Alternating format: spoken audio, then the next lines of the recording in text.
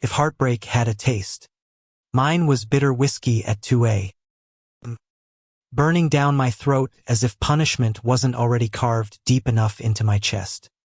And if betrayal had a sound, it was the laughter of my ex-husband echoing through the church on the day he married the man who once swore he was my best friend. I thought I knew rock bottom. Turns out, it had a basement. The wedding photos had gone viral, at least in our circle of friends, colleagues, and the cursed small-town gossip chain that was stronger than the New York subway system. Michael, my ex, looking devastatingly handsome in his tux, his smile so wide it could have split the heavens. And beside him, Ethan, my so-called brother-in-arms, glowing in the role of husband. Their fingers intertwined, their lips meeting as applause thundered in the background. Meanwhile, I was across the city, staring at my reflection in the cracked mirror of my tiny apartment bathroom, wondering how a man could survive when his heart had been carved out and displayed like a trophy at someone else's celebration. But fate is cruel in ways we never expect, and sometimes it's merciful in ways we don't deserve. Because while Michael and Ethan paraded their betrayal, someone else was about to step into the ruins of my life. Someone who would hold the broken pieces of me with hands I never thought could feel like home. His name was Daniel Hayes. My colleague, my rival, my temptation, my undoing. The office smelled of burnt coffee and printer ink that morning. My head was still throbbing from the whiskey hangover. But deadlines didn't care about heartbreak. I worked at a Manhattan marketing firm, one of those high-rise pressure cookers where late nights were currency and broken souls were collateral damage. Daniel was already there when I dragged myself in, leaning against my desk like he owned it. His tie was loosened, his sleeves rolled, a cocky smirk curving his lips. He looked like every bad decision I ever wanted to make. "Rough night?" he asked, eyes scanning me like he already knew the answer. "Mind your business," I muttered, slamming my bag down. But Daniel never minded his business. Not when it came to me. The truth was, Daniel had always been a thorn in my side. Smart, ambitious, effortlessly charming was the kind of man bosses adored and coworkers gravitated toward. We'd fought for promotions, clashed over projects, argued in boardrooms until our voices grew hoarse. And yet, beneath the sharp words and tension, there had always been something, a spark I refused to name. Now, with my personal life reduced to ashes, that spark felt dangerous. Because when Daniel leaned in closer that morning, his voice lowering just enough for only me to hear, I felt it. The pull. "You don't have to pretend with me," he said softly, almost gently. "I saw the photos. I'm sorry." My throat tightened. I wanted to snap back, to shove his sympathy down his throat. But the look in his eyes wasn't pity. It was understanding. And God, that was worse. Days blurred into weeks. Work became the only place where I could keep breathing, even if each day felt like dragging myself through quicksand. And Daniel, damn him, kept showing up. Not in obvious ways. He didn't buy me flowers or sit me down for heart-to-hearts. Instead, he lingered by my desk during late nights, casually bringing me coffee the way someone might hand over a lifeline without drawing attention. He covered for me in meetings when I lost my train of thought. He cracked stupid jokes just loud enough to pull a reluctant laugh from me. And slowly, against every wall I built, he slipped through. One night, it all broke open. We were the last two in the office, the city glowing like scattered diamonds beyond the glass windows. My laptop had died, my brain fried, and Daniel had offered me a ride home. I should have said no. I should have walked, or taken the subway, or done anything but step into that car with him. But I didn't. The silence between us stretched, thick with things unsaid. And then he pulled over by the river, the city lights shimmering across the dark water. He turned to me, his eyes more serious than I'd ever seen. "You don't deserve what they did to you," he said. "Not Michael. Not Ethan. You gave them everything, and they threw it away. But you're not broken, no matter how much you think you are." My chest ached. His words were knives and balm at the same time. "Why do you care?" I whispered. He didn't hesitate. "Because I see you, even when you're trying to disappear." I should have looked away. I should have stopped the way his hand brushed mine. The way the air shifted between us like gravity itself had taken notice. But I didn't. For the first time in months, maybe years, I let myself feel. And when Daniel kissed me, it wasn't gentle. It wasn't careful. It was desperate. Raw. Like he'd been waiting for this moment far longer than I realized. Of course, nothing was simple. The next morning, the guilt clawed back in. I avoided him, drowned myself in work, pretended the kiss was a drunken mistake even though we'd been stone-cold sober. But Daniel wasn't the type to be ignored. He cornered me in the copy room 3 days later, the hum of the machines drowning out the sound of my heartbeat. "You're scared," he said, his voice low. "Scared to want me. Scared it'll hurt again." I didn't deny it. Couldn't. "Daniel, I can't." "Yes, you can." He cut in. His eyes were fire, daring me to look away. "You just don't believe you deserve it. But you do." His words burned into me, branding themselves deeper than any betrayal ever had. That was the beginning of the undoing and the rebirth. Because loving Daniel wasn't easy. It was terrifying. He saw every broken part of me, every scar I tried to hide. And instead of turning away, he leaned closer. He challenged me, infuriated me, made me laugh when I thought I'd forgotten how. And slowly, I began to see it too, that maybe betrayal wasn't the end of my story.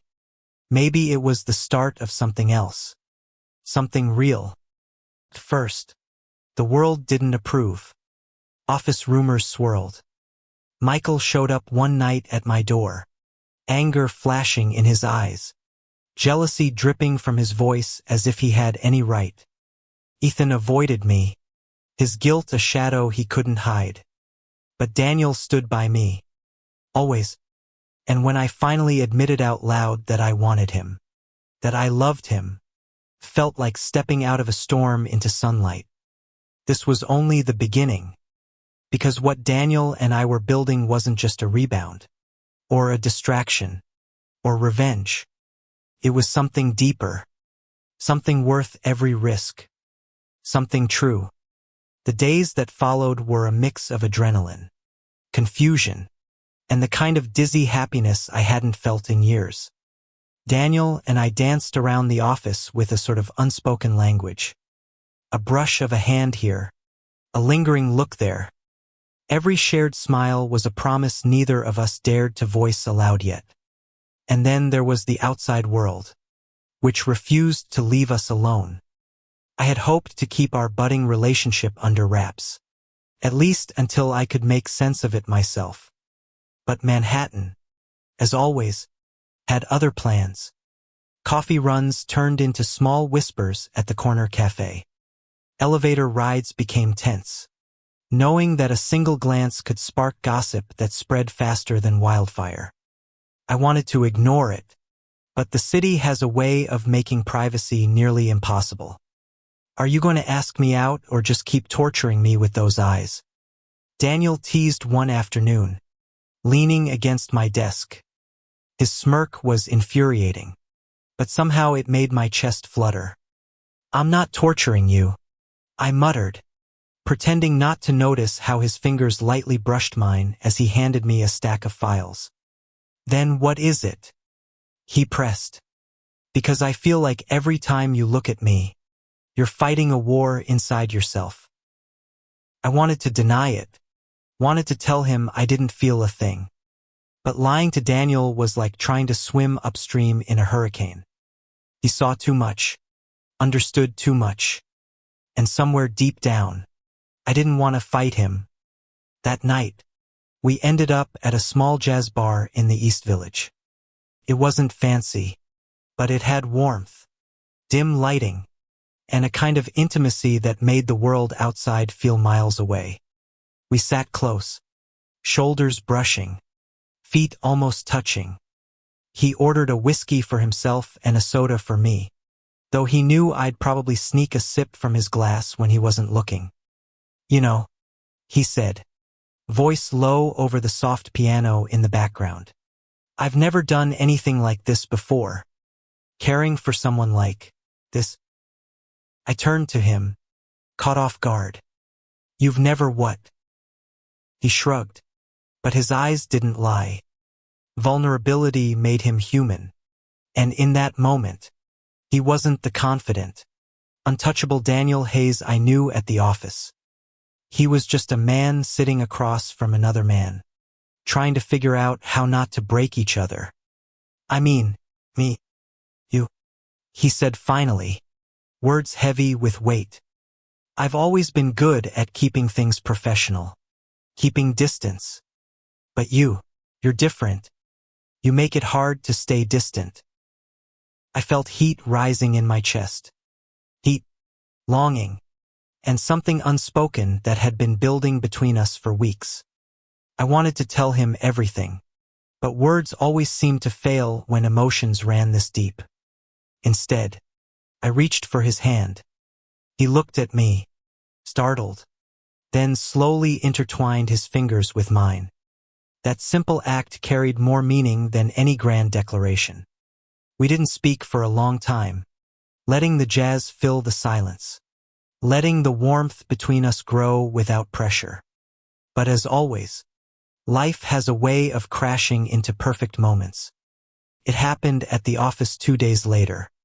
Michael showed up unexpectedly, leaning against the doorway with that infuriating, smug smile that had haunted my nightmares.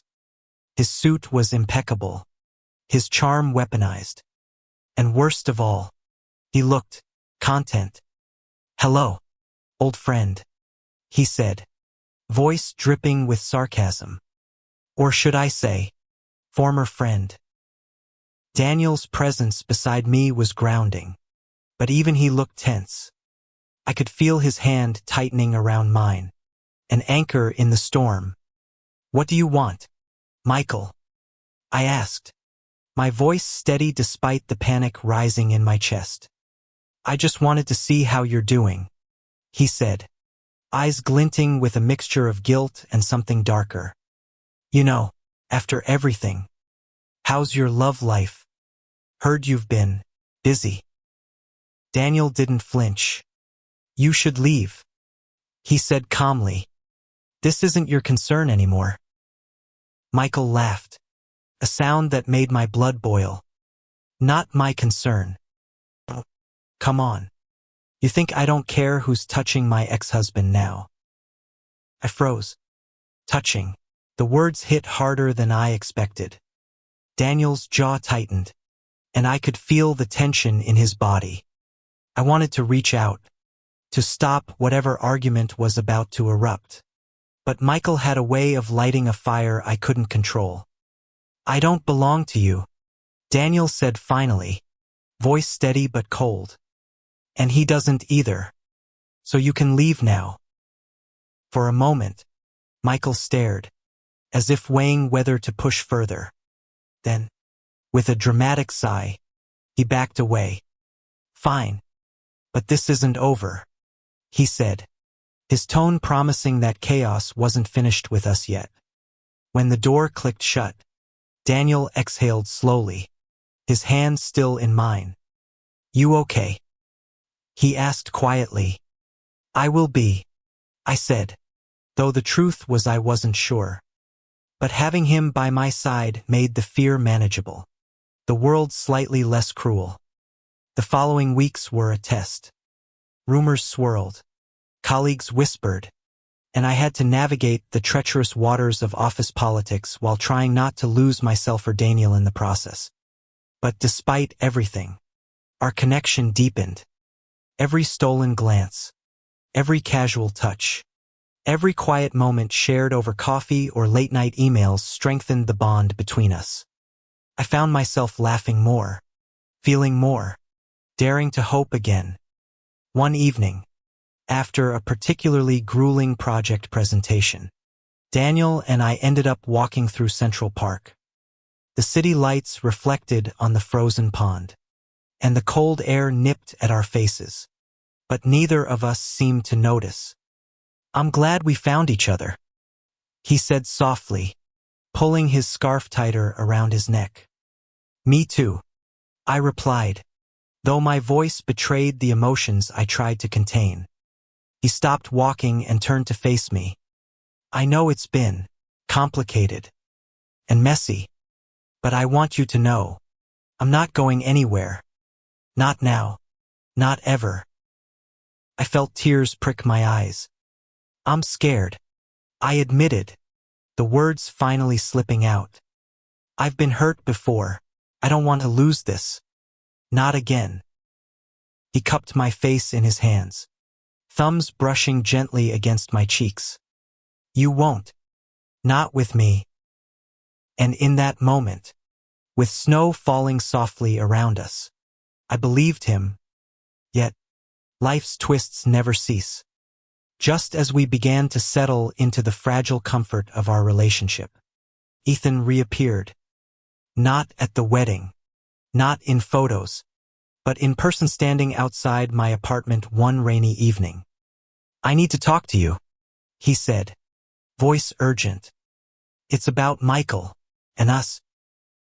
I froze, unsure if I wanted to hear it.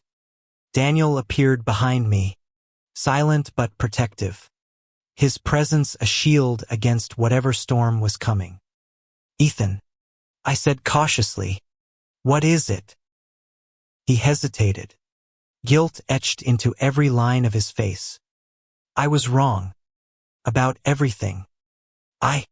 Daniel's hand found mine, squeezing gently. "I think it's time for you to leave," he said firmly. "We're done with this conversation."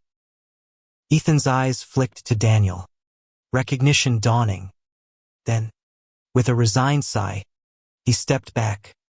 "I just wanted you to know. I'm sorry," he said, before disappearing into the rain. We stood there in silence, listening to the soft patter of raindrops. I turned to Daniel, feeling a swell of gratitude and affection that words couldn't capture. "You didn't have to do that," I whispered. "I did," he said simply, "because I care about you, about us." The days continued, filled with small victories and quiet moments of joy. We celebrated late-night successes with takeout on the office roof, shared stolen kisses in empty hallways, and whispered dreams to each other as the city slept below. Daniel introduced me to parts of himself I'd never seen before: his love of old movies, his terrible piano skills, his habit of talking to plants he swore were listening. And I shared my fears, my scars, my quiet hopes for a life that didn't revolve around betrayal. It wasn't perfect. We had arguments, misunderstandings, and moments where the past threatened to shadow the present. But through it all, we chose each other, every single day. Then came the night that changed everything. We were at a rooftop party. The city sprawled beneath us like a sea of stars. Daniel had his arm around my waist, his lips brushing my ear as he whispered something funny about the dessert menu. I laughed, genuinely, freely, and felt the weight of the past months lift slightly off my shoulders. Until a familiar figure approached Michael. He didn't have the smug grin this time. There was tension, a hint of regret, and something unreadable in his eyes. "I wanted to apologize," he said, voice quieter than usual, "for everything. for betraying you, for all of it. I looked at Daniel, who didn't move, didn't flinch. His hand tightened around mine ever so slightly. Thank you, I said softly, more to myself than to Michael. But we're done here. I've moved on. Michael nodded, a shadow of sadness crossing his face. I see that now, and I hope you're happy. I am, I said, finally, turning back to Daniel. And in that moment, with the city lights twinkling around us, I felt something I hadn't in years. Peace. The weeks following Michael's apology were a strange mix of calm and tension. On the surface, the office hummed with routine emails, meetings, deadlines, but underneath, the undercurrents of past betrayals still lingered. Daniel and I navigated it together, holding onto each other like two survivors of a storm, careful not to let the ghosts of the past shake what we were building. We began spending more time outside the office, discovering a side of the city I hadn't really known. Long walks along the Brooklyn Bridge, quiet dinners at little Italian restaurants tucked away in Greenwich Village, and evenings in Central Park, talking about everything and nothing. The simplicity of it was intoxicating, a balm to the raw edges of my heart. One Friday night, Daniel suggested we go to a small art gallery opening in Chelsea. I hesitated. Social events had always been minefields, with old acquaintances and office gossip waiting around every corner. But Daniel's excitement was infectious, his grin impossible to resist. You'll love it, he promised. And I promise I won't let anyone ruin our night. I trusted him, and I shouldn't have doubted. The gallery was intimate, walls painted white, contemporary art catching the warm glow of soft spotlights. Daniel wandered close to me, his hand brushing against mine more than once, sending sparks up my arm. I couldn't help but laugh at the small thrill of it. Even in a crowd, even surrounded by strangers, he made me feel like I was the only person in the room. Then I saw him. Michael. He was standing across the gallery, staring at a painting of a shattered mirror. I could feel the tension tighten in my chest, a familiar ache that reminded me of everything I had endured. But I wasn't alone this time. Daniel's hand found mine, fingers intertwining, grounding me. You don't have to face him alone, he whispered, his lips brushing my ear. I nodded, trying to steady my racing heart. Together, we walked past Michael, Daniel a silent shield at my side. Michael looked up, recognition in his eyes, but he didn't approach. He simply gave a small, almost defeated nod before turning back to the painting. I exhaled, relief washing over me. Thank you, I whispered, leaning into Daniel. You don't need to thank me, he murmured. You just need to trust me. And in that moment, I realized I did. The next challenge came from an unexpected source, our colleagues. Office gossip had a way of growing like wildfire, fueled by curiosity and envy. Soon, whispers about Daniel and me were circulating. At first, it was subtle furtive glances, quiet murmurs. But then came the pointed comments, the knowing smirks, the deliberate attempts to sow doubt and tension. It was exhausting. I wanted to retreat, to hide from it all. But Daniel refused. Let them talk, he said one afternoon, sitting across from me in our quiet office nook.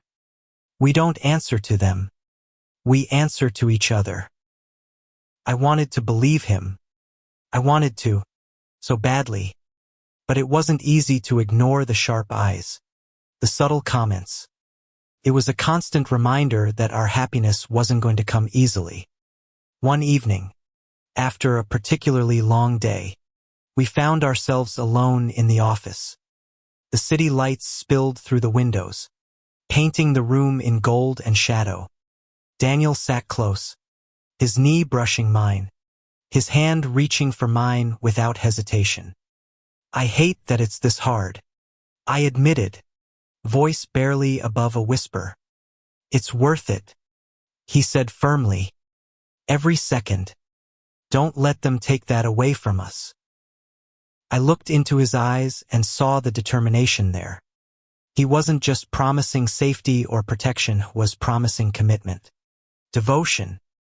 And I believed him. As spring approached, the city seemed to mirror the changes in our lives. Cherry blossoms lined the streets, their delicate petals drifting in the wind like reminders that life could be beautiful even after winter.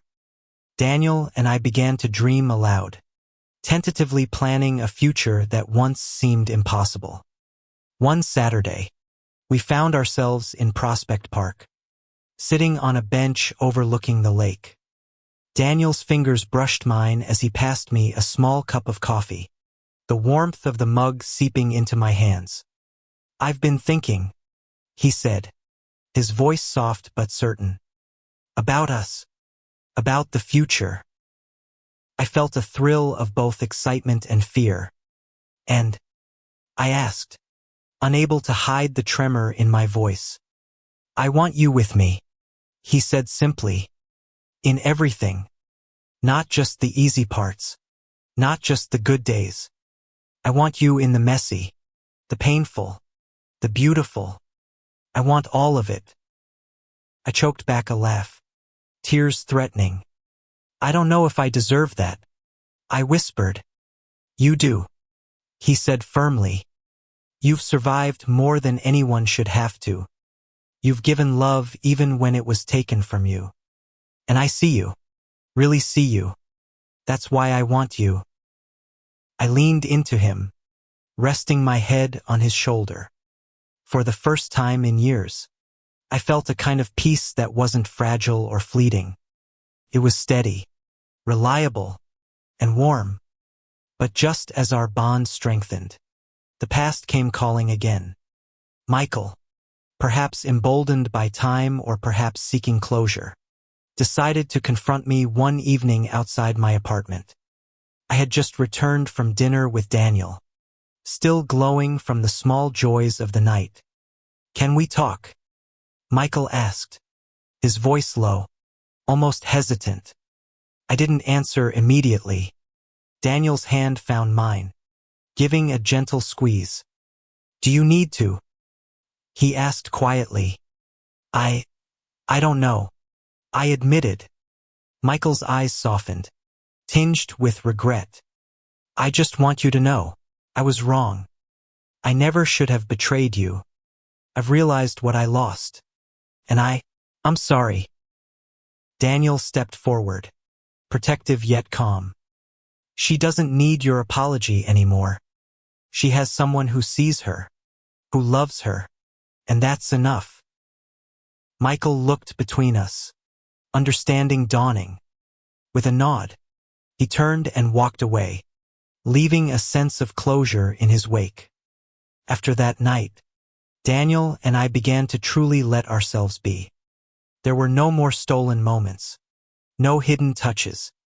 We were open, proud, and unapologetic about what we had found in each other. The office gossip persisted, but it no longer mattered.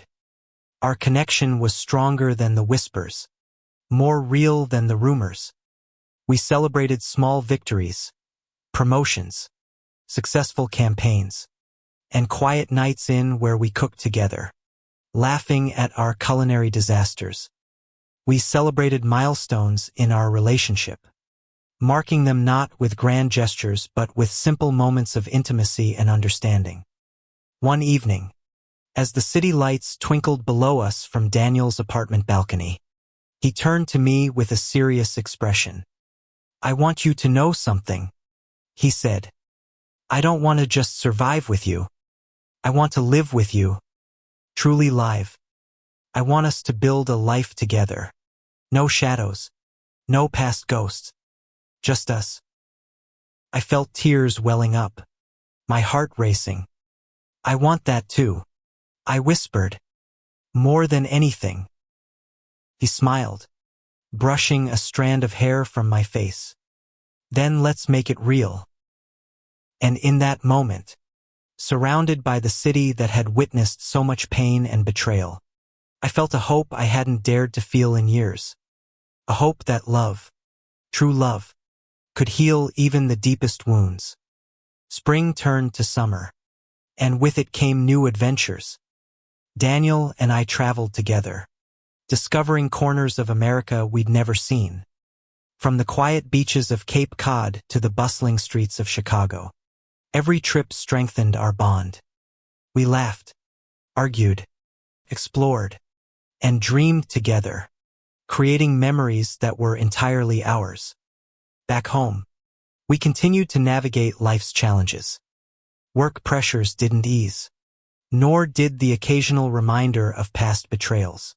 But we faced everything as a team, and slowly, the wounds of the past began to fade, replaced by trust, respect, and deep, unwavering love. Then came the day that felt like a turning point, a quiet Sunday morning when Daniel and I were lounging on the couch, coffee in hand, sunlight streaming through the windows. He reached for my hand, holding it gently.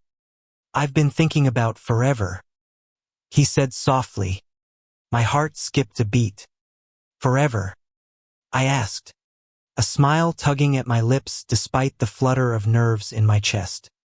"Yes," he said, eyes sparkling with certainty. "Not just the easy days, not just the good moments. I want every day with you, through everything. Will you let me?" I felt tears spill over, not of sadness but of relief, joy, and love.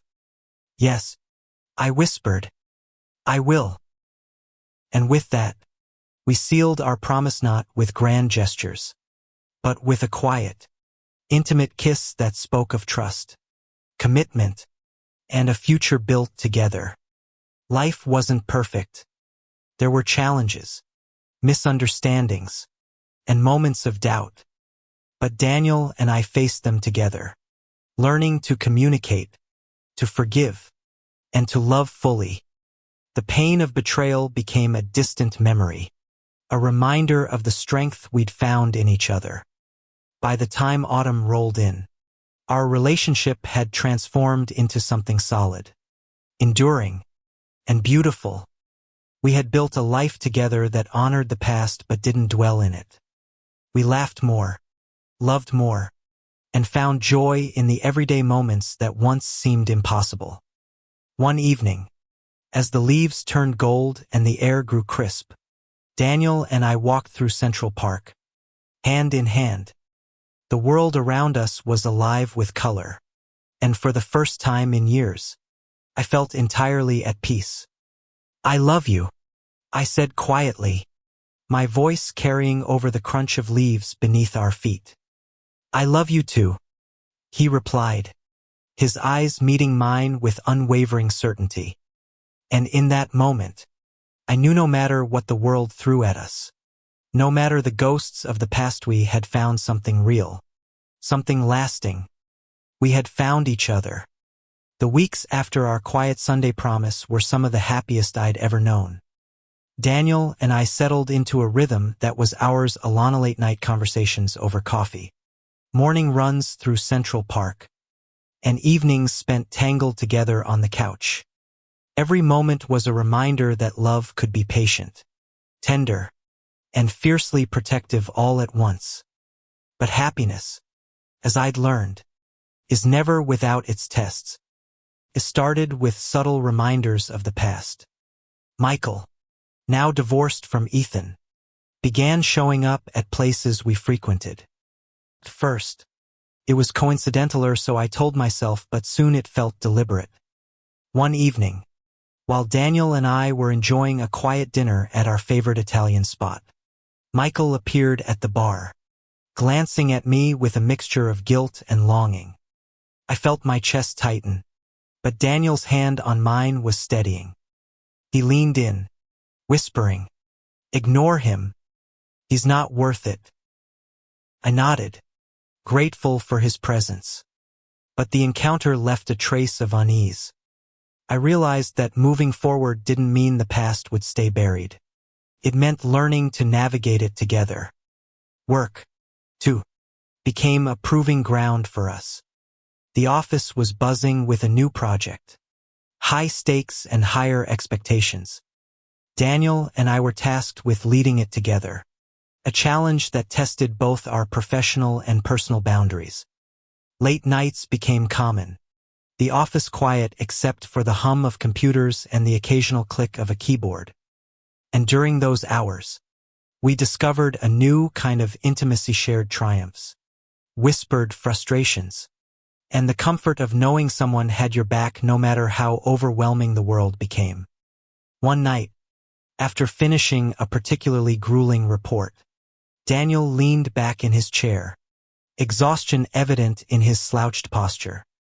"You okay?" I asked, handing him a cup of coffee. He took it, his fingers brushing mine in a familiar, grounding way.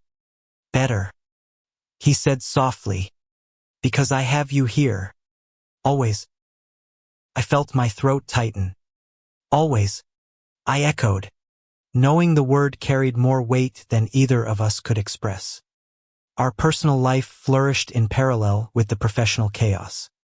We moved into a small apartment together, a space filled with light, laughter, and the occasional argument over who left the dishes in the sink. Every corner of it bore the marks of our love photos of trips, little notes left on the fridge, and the quiet presence of two lives intertwined. One Sunday morning, as sunlight streamed through the windows, Daniel and I sat on the balcony, coffee in hand, watching the city wake up. "I've been thinking," he began, voice thoughtful, "about the future, about us, about forever." I turned to him, heart hammering. "Forever?" "Yes," he said firmly, eyes shining. "I want to build a life with you. No shadows, no doubts, just us." I smiled through the tears that threatened to spill. "Then let's do it," I whispered. The next few months were a whirlwind of planning and anticipation. We talked about everything: travel, career goals, even the small mundane things like how to arrange the furniture and what color to paint the bedroom walls. Every decision, no matter how small, felt significant because it was ours to make together. And then came the day Daniel chose to make it official. It wasn't a grand gesture, no limousine or public spectacle. Instead, it was quiet, intimate, and deeply personal.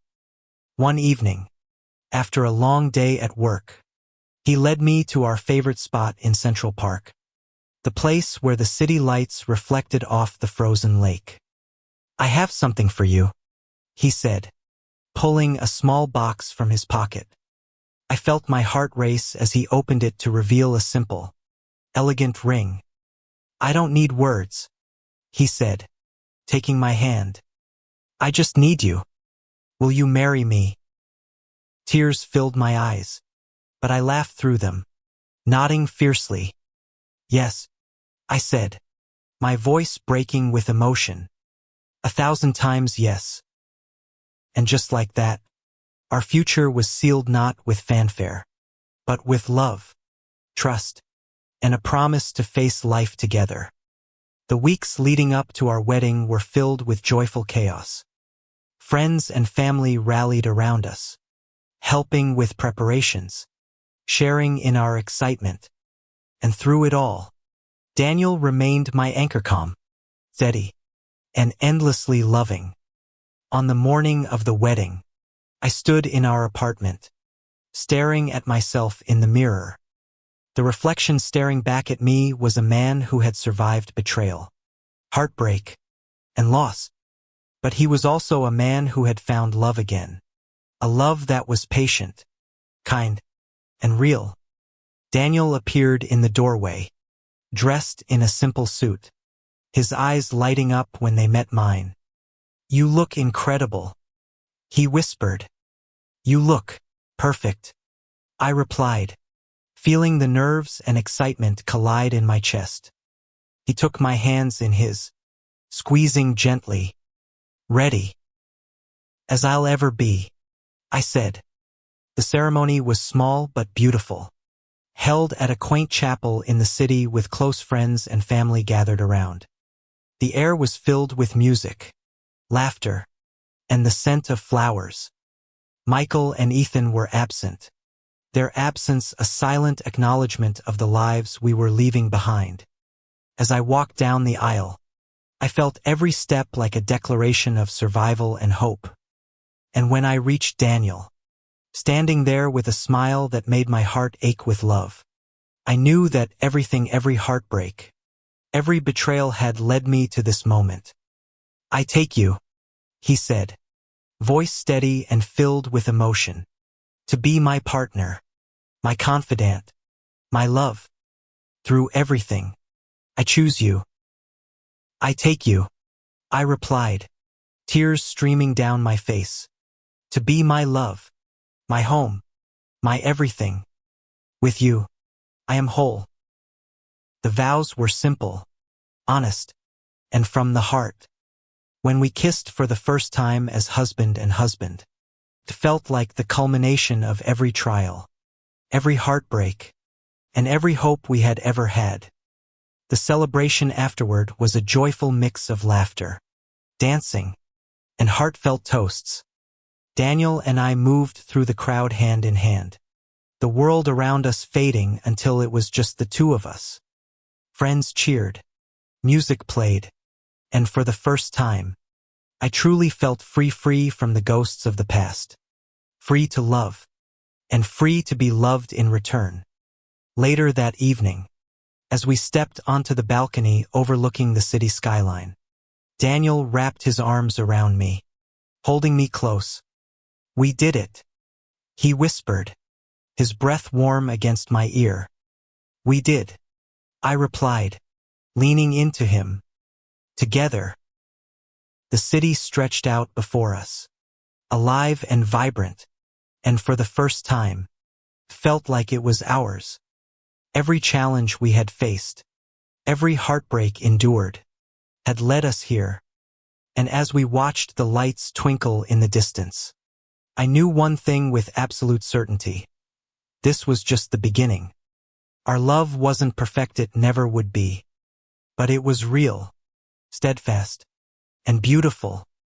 And with Daniel by my side, I was ready to face whatever the future held, confident in the knowledge that together, we could weather anything. The years that followed were filled with the kind of love stories people write about but seldom experience.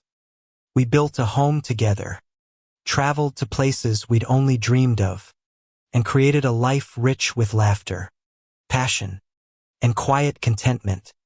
We never forgot the pain of the past, but it no longer controlled us.